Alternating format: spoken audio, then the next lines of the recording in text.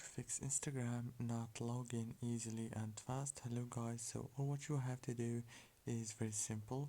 Open the settings on your phone and then go to the apps manager right here. Now go to the apps.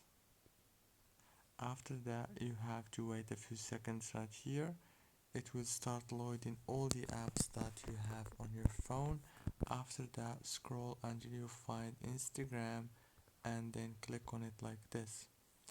Now this is the app informations page. All what you want to do here is click on this for stop option and then click on the notifications. Make sure that all the notifications are enabled like this.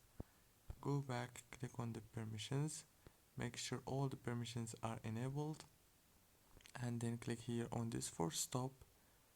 Click on the storage, click on clear data, clear cache, and that's it. Don't forget to like and subscribe.